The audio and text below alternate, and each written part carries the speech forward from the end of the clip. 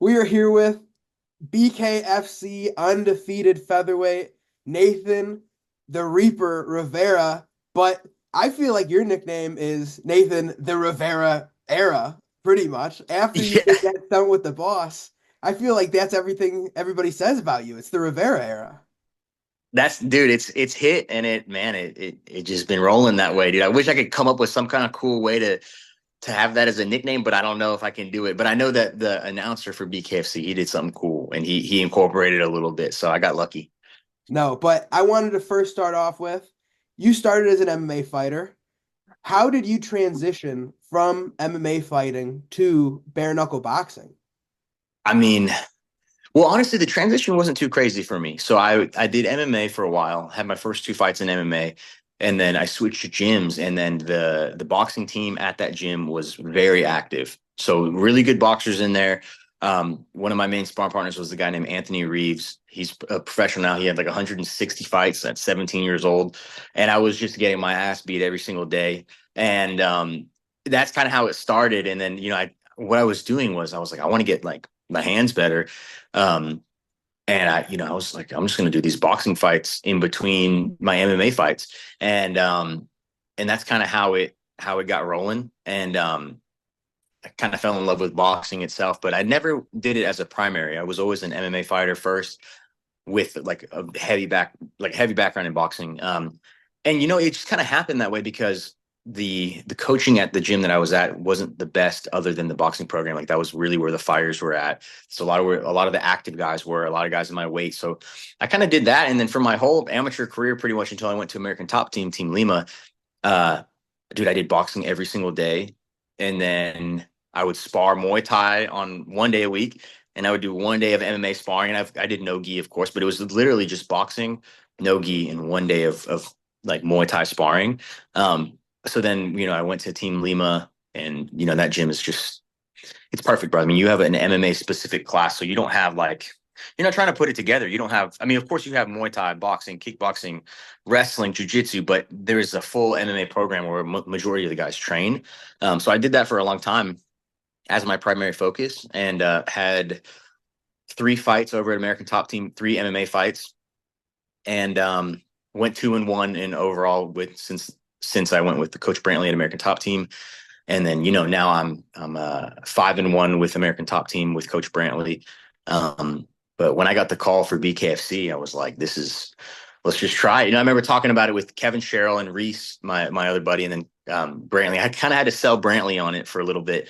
But once I sold him on, I was like, look, man, it would be great for my career. It's a lot of eyeballs. Um, we'll get in, we'll do a fight, and we'll get out. And then it did not end up happening that way because I fell in love with it. I was like, dude, this is so fun, bro. I haven't had this much fun in so long. So yeah, that was kind of the transition. It was pretty seamless to me. You spar with 4-ounce gloves. You train with puffies, and it's not too different when you're sparring, of course, but when you're fighting, it's definitely different. You don't spar bare knuckle, of course. So the transition was pretty good for me because of my background, and my coaches supported me. So it was nice, man. No, and then I want to cover a couple topics you just tossed about, but like you said, you ended up and you still are at ATT Team Lima. What drew you to that Right. gym?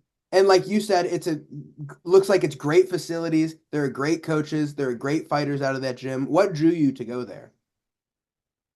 Man, so you know, cultures and gyms change, right? Um, and you could be at the spot, like, this is the spot where all the fighters are at. And then, certain things happen, coaches leave and different things happen. And next thing you know, sometimes the culture is different. So to find the right gym, you have to find like the right gym culture. It's important, right? And I've fought people from American Top Team. I fought Mike Bardsley was my first ever MMA fight. He had one MMA fight under his belt, and I think two or three Muay Thai fights at the time when we fought. And so I've had losses against Team Lima. I've had wins against Team Lima. There's a ton of 45ers there. I was scheduled to fight four guys total from Team Lima in the past, with a lot of stuff happened with dropping out and stuff like that. If you look at my Tapology, it's like so many canceled bouts, and not one of them have ever been on my side. Like from me, like I had a run of it. But the gym, just having that MMA program, there's no other gym that was having an MMA program like that. I mean, where it's like maybe today we start on the wall and it's MMA specific, or it's it's strikes to takedowns, or it's getting up and then reshooting with strikes. Like it's very sport specific. And I was like, this is where I need to be. It was an hour from my house. So I'd work at the time. And this was like, 2 years until I moved up here. I was making this drive. I had a couple of different jobs at the time. So I lived in Marietta, Georgia. And towards the end of I guess before I moved here to Buford, which is a lot closer, I would go from here to East Atlanta, which was about an hour. And then I would go from East Atlanta to American Top Team, which was an hour drive, and then an hour home. So it was making an hour triangle every single day. But once I started training there, I knew that this was like where I needed to be. I mean, the staff, the training partners, anytime I walk on the mat, I mean, dude, it's like 15 to 20 guys that are from 35 to 55 that I can get good rounds with, that are competitive fighters on the mat at all times. So it was like, this is the spot to be, and of course you make friends. And now it's like, I would never think about moving. I moved here to get closer to the gym, so, you really, man, Coach Brantley, and then all my teammates there is what drew me over there. And then, like you were saying, before you got to ATT, you were mostly training boxing. And now, while you're in BKFC, I would say one of your biggest um, specialties is your hand speed. You're lightning fast. It seems like nobody can touch you because you're going pop, pop, pop, and then you're out of there. You can't do Right. anything. And for your first fight, were you nervous about the bare knuckle? Because I've seen a lot of people in the bare knuckle boxing saying they can't throw full because they'll break their hands. Like they'll have to throw it like 70, Right. 80%. So what was that like for you? Man, I don't, I heard people saying that, but I was like, if I break my hand on somebody's face and it knocks them out and I broke my hand, it'd be worth it to me, but I mean, they tape you up pretty good. I mean, from it's like from here to like all the way, like probably 2 inches underneath your knuckles. So I mean, it's a pretty solid wrap, and it's like a cast. Like it's hard. They put a big old roll of tape on it, a lot of gauze. So my wrist is protected. And that's the main things that break are like these bones here. It's never really the knuckles, from what I've heard. So my first fight, I just sent it. I was sending them, and my hands were sore afterwards because sometimes it's funny. I was telling a teammate this the other day. I kind of like the last 10 months. I changed how I punch a little bit. Not even on my own doing, just because of like I used to hit like kind of fingers more here, a little more flat, and now I kind of turn them down a little bit, and it kind of just happened on its own. I was watching my film with Coach Brantley, watching it back, and I kind of realized because my hands are like really good this fight. Like I'm not hurting, and it's a couple days after, like I'm ready to go.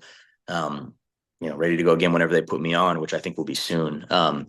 But I mean, it definitely, it was a interesting transition. The body shots are a lot nicer than the head shots on the hands.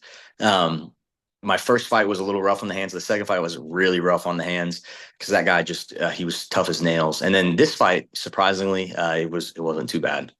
So that's interesting to me because the first two opponents you knocked out, this is the first fight Right. on the full 10 minutes. And Yeah, you're it's weird. feeling good. Like that was going to be a It's follow-up question. How your hands feeling? Yeah, I mean, so my right hand, I didn't even land that many right hands on him, on my opponent Justin Street this last week. He did a really good job of slipping my right hand. And he slipped it a lot in the first 2 rounds. So I was just kind of like, and then I rewatched the film, and he's like talking to the broadcast, saying how I just got to dodge his right hand. I have to be weary of his right hand. So he did a really good job on that aspect. And after the first 2 rounds, I was like whiffing a couple hard shots. I was like, all right, that does not feel good to miss a big shot. I'm just gonna like throw it to the body if I need to, but I'm really just the jab is getting the job done. So I kind of just stayed on my jab and stayed on my stick the whole time, and it paid off for sure. And then in round four, you did land a big right hand. You landed about five Right. punches in a row, put him down, Right. split his face open. When you're fighting people like that, and it's much more prevalent in BKFC, when you see your opponent get split open like that, is there a part of you where you're like, I don't want to punch this guy anymore? Like, or are you like, I let mean, me rip that thing wide open, like I'm coming right for it? man, it kind of like I think I've split all my opponents open actually, in BKFC, and I haven't got James Hyder, my very first opponent. He clipped me with a little tiny uppercut, like right underneath my eye, and it cracked the skin a little bit. No stitches. No, I didn't even realize it till after, you know. But it was when I came off of a body shot that put him down. Actually, he nicked me with one, and that's all it takes is a little nick, you know, a little move in there, and it'll get you. You know, I don't really think about it much. There was one point in this last fight where I was hitting him in the face with a jab, and it was just snapping his head back, and it was bleeding. He was leaking everywhere. And at one point, I don't know if he was like holding the blood in his mouth or whatever, but he just like spit it out, and it was like a lot. And I just remember being like, oh my gosh, that's a lot of blood. Ref, I you just remember watching? You that see vivid, this? yeah, I was like, oh gosh, like it was a lot. I think he might have been holding it in or holding his breath or something. I don't know what was going on, but when I saw it, I was kind of like, oh, that was new, you know. But no, it doesn't really change it doesn't change it too much, man. Honestly. No, like in the bare knuckle to me, I would be again, I'm no fighter. But even getting hit by the 4 ounce to 7 ounce, it sucks. But getting hit by nothing, is there a difference feeling for that for you in the fight? I know you have so much adrenaline, but do you feel that Oh difference? man. You know, honestly, I don't. I haven't been hit flush by a punch. I got hit with a jab my last fight. My first fight, I got hit by one punch as well, and my second fight, I don't think I got hit in the head at all.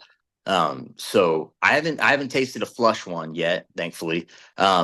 And I don't plan to. I know it'll happen at some point probably, but I don't expect it to feel. You know, it's funny because this comparison is something that I say to some people when they say like bare knuckle, that's crazy, and I'm like, yeah, but think about this, dude. Think about a bare shin going to your head, or somebody's knee grabbing your head and kneeing you in the face. Like I'd take a bare knuckle to the face any day over a shin to my head. You know what I mean? So it's like one looks a lot more damaging, and one is a lot more damaging. You know, I would say a kick to the head is will take something off your life more than a knuckle sandwich. You know.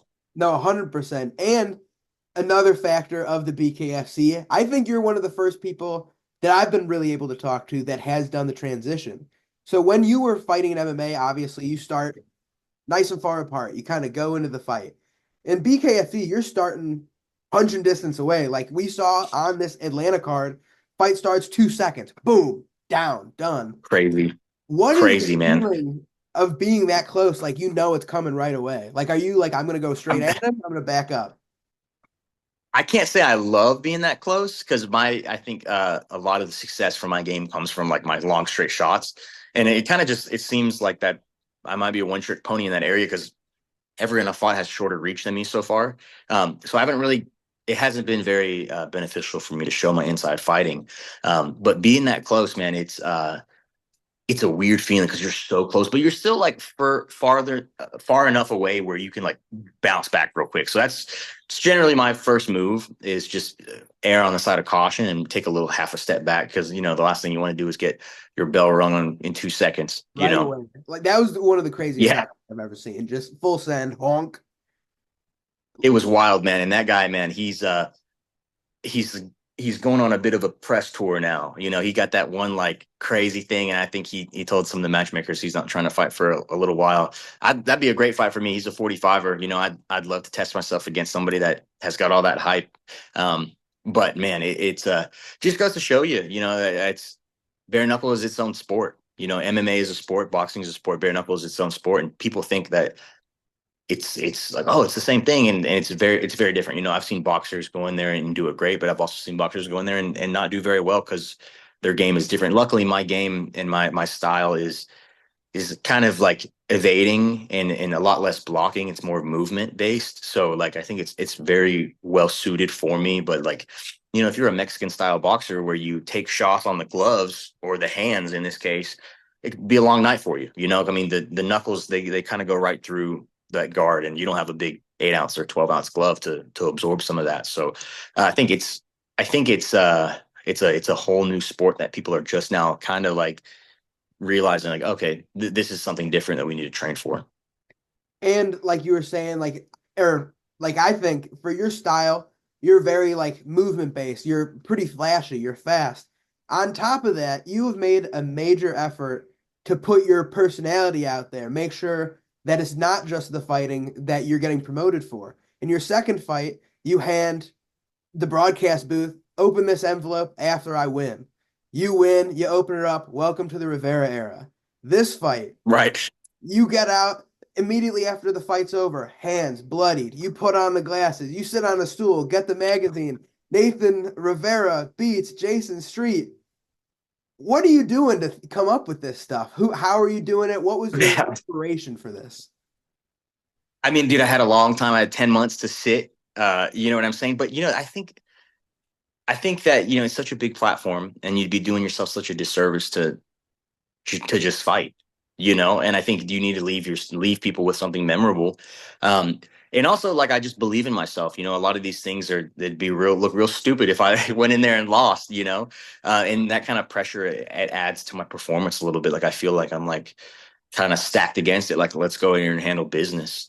So but no, I mean I got a couple other ideas I think it'd be fun, but I just like having fun in there, like uh I just I just like having fun, and it was like a funny little idea, and I was like, yeah, why not? Let's do it. If it's like a little corny, it's like whatever. I It don't think so at all. I think Eyeballs are they're voting eyeballs. you out. I think just from this last fight, your Instagram followers almost doubled. From I think Yeah, yeah, definitely. I think it definitely, those little like gotcha moments, you really got to strike when the iron's hot with fighting. Uh, you see a lot of fighters that they miss out on that, and in this game, like it's if you strike when the iron's hot, it usually means more dollars, more zeros at the end of that contract. So, um, it's one of those things where you just have to put a little bit of extra thought into it. And like I was talking to my fiance, and I was like, you can turn uh, a so and so dollar amount to a whole lot more dollar amount with a little bit of extra effort. Ticket sales and like spending money that you might be coming out of pocket for it, like making T-shirts to give out, or making big fat heads that were in the crowd all over the place. I was like, it's an investment, and it's when I'm fighting, like I've fought last couple weekends, and with a negative bank account balance, and you're like, let's go get this win, let's go get this money, because you invest so much time and money into yourself that it's like, it's going to come back tenfold. And now talking about making money, I want to ask what your goals are with BKFC because I feel like there's almost two branches you can go with the sport. I feel like BKFC has done the legend matches and like the big main events, or they've done more of a lineal, you go fight the ranking, get to the champion, be the champ. Are you looking to go up the rankings, beat the BKFC fighters and beat the BKFC champ? Or are you trying to go get like a Jeremy Stevens fight, an Eddie Alvarez fight, if you could get yourself popular enough? Yeah, Or and both. I think Or both. yeah, I'm kind of riding on the side of both. I mean, I'm kind of riding on the side of, the reason why, like, so we have Eddie Alvarez versus Jeremy Stevens, right? The reason why these two fights are so awesome is because this is both two massive names outside of the company, right? And I don't know what sells more than a massive name in the company fighting a massive name from outside the company. I think that sells, you know what I mean? And it kind of shows like this is interesting. We've followed this guy's career in the UFC or Bellator, and we followed this guy's career in BKFC. Like, man, I want to see how this plays out. That's what excites me as a fan. Of course, I love seeing like the superstar versus superstar, but like seeing a homegrown superstar versus like a UFC superstar or another promotion superstar, I think that kind of sells. So that's kind of where I'm headed. As I'd like to, of course, get my hands on that belt at some point, but then whenever I get to that point, it's like you've made a name for yourself at that point. Like let's go get the big money fights. No, 100%. And like when Chad Mendez debuted, he was the UFC guy, fought for the title. He fought Fames, I believe, who was in the BKFC. And same deal, like it was BKFC versus UFC. UFC happened to win that time. But personally, I'd Yep. love to see you fight one of the veterans that have come over and transition because you also have done it. But after watching or from watching BKFC, you're one of the only fighters in the promotion, in my opinion, that go is full go. I feel like even people like Mike Perry or Eddie Alvarez, they're going and they'll hit you, but they'll get hit once, or because they're so, I think they fight in that durable style, they'll get that hit Right. and kind of freeze. Where you have tuned your style to be like, this is how I need to fight. I just can't get hit. Let's piece him up on the outside. I think that would be really interesting. Or Yeah. I mean, it's go oh, go ahead. ahead. My bad. No, I was gonna say, yeah, it's interesting, man, and it's like there's a lot of different body styles in the 45 division. There's a lot of short, stocky guys, and then you got some tall, string bean, long 6'3" guys that it's like, oh yeah, I'm gonna have to like change up what I usually do to fight some of these guys. No, 100%. And then last two questions here. With you fighting this, I almost said this semester, this month, what are your plans fighting? Like you said, you might be fighting soon. When do you think you will be back in the BKFC circle? Oh man, I mean, if I could fight this weekend, I'd be on it. My hands are good to go. Weight's good, mind's good. Like there's this is like a little obsessive, but it's served me well. Is like every single time there's a fight card, and now I have a manager. Now I'm signed with Sucker Punch, so they take care of me. But man, I would every single card that they would put up, I would look at all the 45ers and 55ers, watch film on all of them and send Nate Shook, the matchmaker, all of the names. And I would be like, hey, this person, this person, this person, this person, if they drop out, I'm wrong weight and I'm ready to go. And he probably was wanting to block me on all of social media because I was like, dude, let me get at him. And now I have a manager and he takes care of that, thankfully.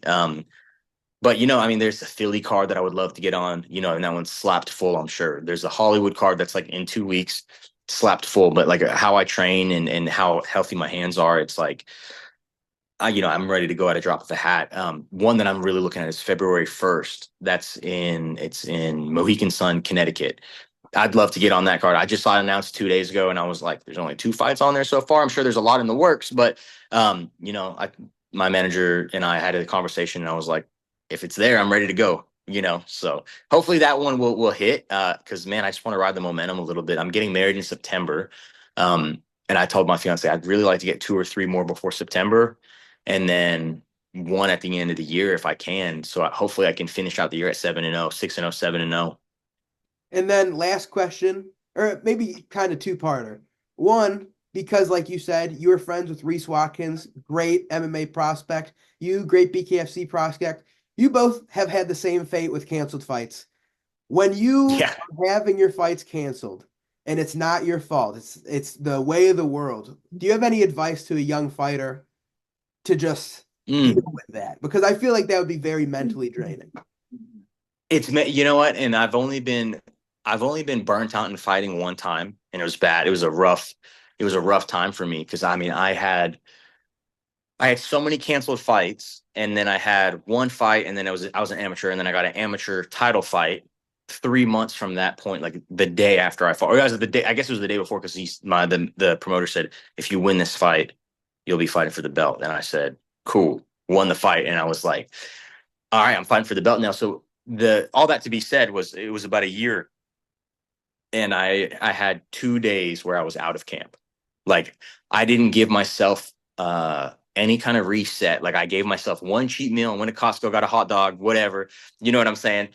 I ate what I want to eat for one night, and then the next day I was like full camp mode, and not giving myself that reset because I felt like I didn't earn. I was like, I didn't do anything. I just did this whole camp. I mean, it was rough, dude. Like it was a couple of times where I was like left at the weigh-in. Like I'm sitting there thirsty, sucked out, like waiting for my opponent to show up, and he just never showed.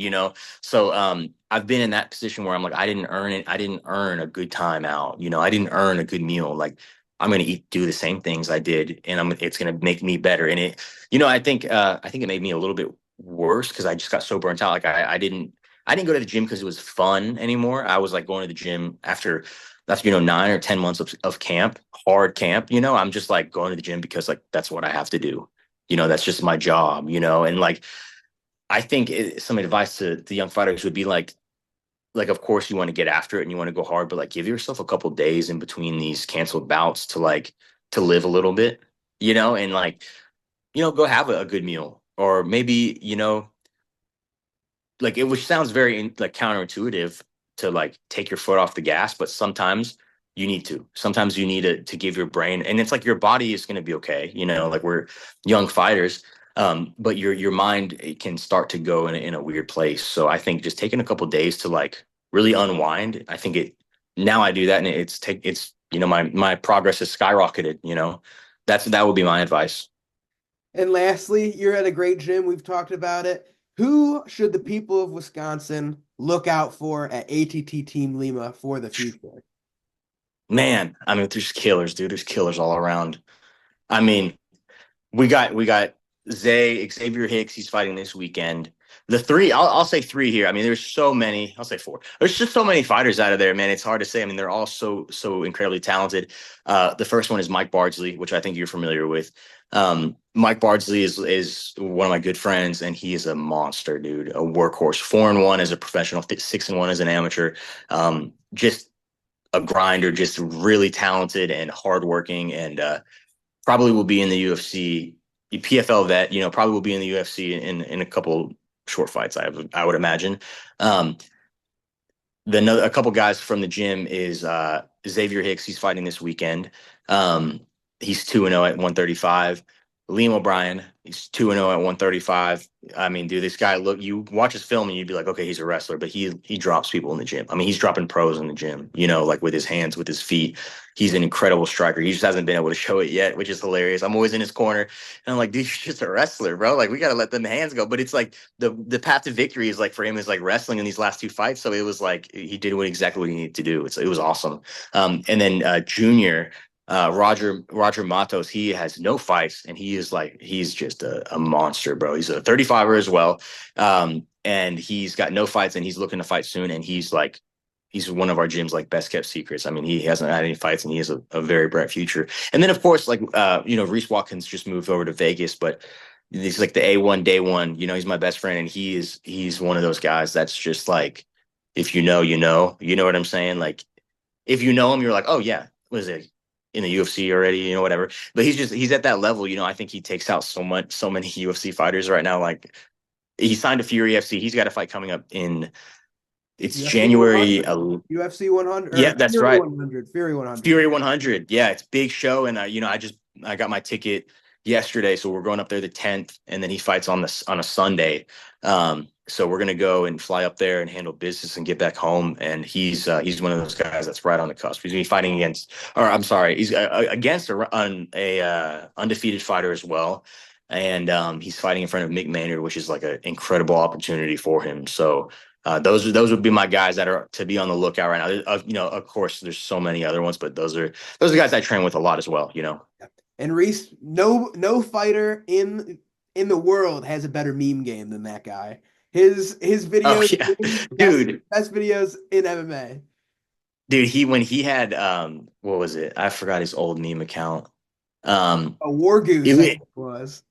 Or what was it? Super Saiyan or something? Sane MMA, whatever it was, dude. It was awesome, bro. He had like 30,000 followers and he got hacked, and I was pissed. But yeah, dude, the guy just highlights people, plays with Legos, and makes memes of his opponents. It's insane. All right, well, It's absurd. Mr. Rivera, thank you so much for coming on. I can't thank you much, or can't thank you enough. It was a real pleasure. Absolutely, Jack. And anytime that you want to get an interview in or chop it, if you're in the Atlanta area, dude, come through, man. I mean, doors always open. And then, I think we should, before my next fight, let's get another interview in there, man. 100%. I'll take you up on that. Don't tempt me. Let's do it, brother. Let's get it, man. But all right, thank you so much. Absolutely, bro. Thank you, man.